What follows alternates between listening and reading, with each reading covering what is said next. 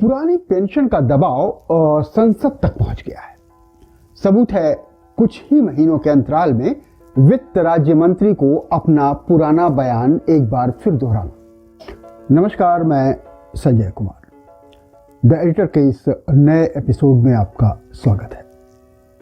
सरकार जताना चाहती है कि वो पुरानी पेंशन की मांग के राजनीतिक प्रभाव से परे है, इसलिए वित्त राज्य मंत्री ने संसद में एक बार फिर साफ साफ कहा है कि केंद्र सरकार के पास पुरानी पेंशन योजना लागू करने का कोई प्रस्ताव नहीं है। यदि इन पर पुरानी पेंशन का कोई असर नहीं है तो बार बार बयान देने की क्या जरूरत है। पुरानी पेंशन के मुद्दे की सियासी बढ़त देखकर सरकार इस कदर परेशान है कि उसने पुरानी पेंशन लागू करने वाले कुछ राज्यों के इस काम में रोड़ा अटका दिया है, खास तौर पर राजस्थान और छत्तीसगढ़, जहां कुछ महीनों बाद विधानसभाई चुनाव है। राज्य वित्त मंत्री ने साफ कर दिया है कि एनपीएस के तहत राजस्थान, झारखंड और छत्तीसगढ़ के कर्मचारियों द्वारा जमा किया गया अंशदान केंद्र राज्य को वापस नहीं करेगा।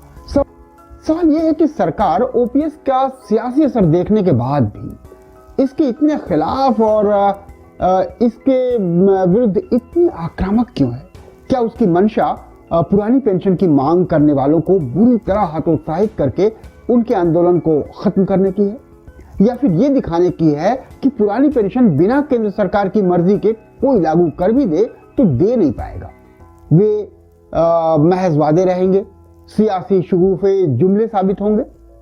केंद्र की सख्ती की एक वजह यह भी हो सकती है कि वह राजस्थान, छत्तीसगढ़ जैसे कांग्रेस शासित प्रदेशों में अगले साल होने वाले चुनाव में इसको लागू करने से होने वाले फायदे को रोकना ही नहीं चाहती, बल्कि उसका पूरा लाभ न दे पाने से कर्मचारियों में उनके प्रति रोष भड़काना और बाकी राज्यों में उनका ये हथियार बेकार करना चाहती है। इसके बावजूद पुरानी पेंशन लागू करने वाले राज्यों की सूची में एक राज्य की बढ़ोतरी होने वाली है। देश का एक और राज्य पुरानी पेंशन लागू करने की तैयारी। सिक्किम के मुख्यमंत्री प्रेम सिंह तमांग ने राज्य सरकार के कर्मचारियों के लिए पुरानी पेंशन योजना की बहाली कितनी व्यवहारिक और कितनी फायदेमंद है, ये समझने के लिए एक कमेटी बनाई है। कमेटी की अगुवाई कार्मिक विभाग के सचिव रिंजिंग चेवांग भूटिया करेंगे। हिमाचल प्रदेश के मुख्यमंत्री सुक्खी ने ऐलान किया है कि वो अपनी कैबिनेट की पहली ही बैठक में पुरानी पेंशन लागू कर देंगे। इनसे प्रेरणा लेकर मध्य प्रदेश में कमलनाथ ने अपना पुराना बयान दोहरा दिया कि 2023 में चुनाव जीतने पर कांग्रेस मध्य प्रदेश में पुरानी पेंशन लागू कर देगी। उन्हें अंदाजा है कि हिमाचल प्रदेश में पुरानी पेंशन के मुद्दे ने कांग्रेस को जीतने में बहुत हेल्प की है। आप कहेंगे कि तो गुजरात में इसका असर क्यों नहीं हुआ? असल में गुजरात में भी हुआ, लेकिन इसका वादा करने वाली दो पार्टियां थी, आप और कांग्रेस। कांग्रेस ने प्रचार में कमजोरी दिखाई, उसको वोट कम मिले, पर आपका जो वोट प्रतिशत 0.04 से बढ़कर 13% तक पहुंचा, कई जगहों पर वो नंबर 2 रही, तो उसमें पुरानी पेंशन के मुद्दे का बहुत हाथ था।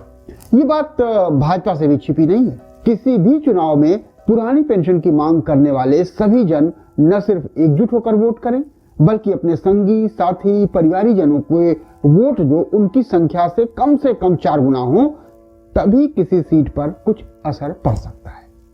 गुजरात में तो बहुत से सरकारी कर्मचारी या पेंशन भोगियों ने भाजपा की हवा देखकर उसके पक्ष में मत किया। भाजपा की हवा इतनी जबरदस्त थी, या किसी भी एक पार्टी की जब स्विंग होता है, इतनी जबरदस्त हवा होती है, तो उसमें बहुत से जो ढुलबुल वोट होते हैं या कमजोर विपक्षी वोट होते हैं, वो उस तरफ चले जाते हैं। अगले चुनाव में कुछ राज्यों में यदि आपने विपक्षी वोट नहीं काटे और नहीं बांटे तथा पुरानी पेंशन की मांग करने वाले एकजुट रहे, तो भाजपा के लिए कुछ जगहों पर थोड़ी परेशानी तो हो सकती है। इसलिए पुरानी पेंशन के बारे में आक्रामक रवैया उसने अख्तियार करके विपक्ष के हाथों में आए इस हथियार को निष्क्रिय कर देने की रणनीति ही भाजपा को बेहतर लग रही है।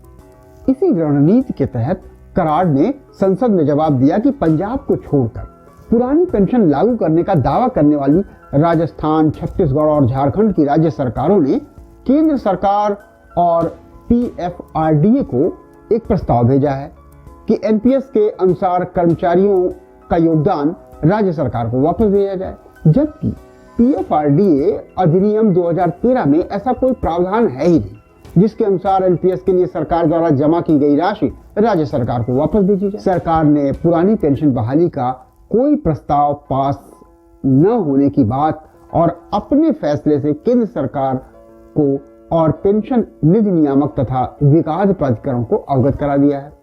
अब पुरानी पेंशन बहाली का रास्ता तभी कुछ आसान होगा जब सरकार को लगे कि उसे इस मामले का वाकई कोई चुनावी असर पड़ेगा, नुकसान होगा। खैर, अब अगले साल इसका भी इम्तिहान होगा। तो इस एपिसोड में यहीं तक। अगली बार फिर किसी ऐसे ही मुद्दे के साथ पेश होंगे। संजय श्रीवास्तव को इजाजत दीजिए। नमस्कार, धन्यवाद और देखते रहिए द एडिटर।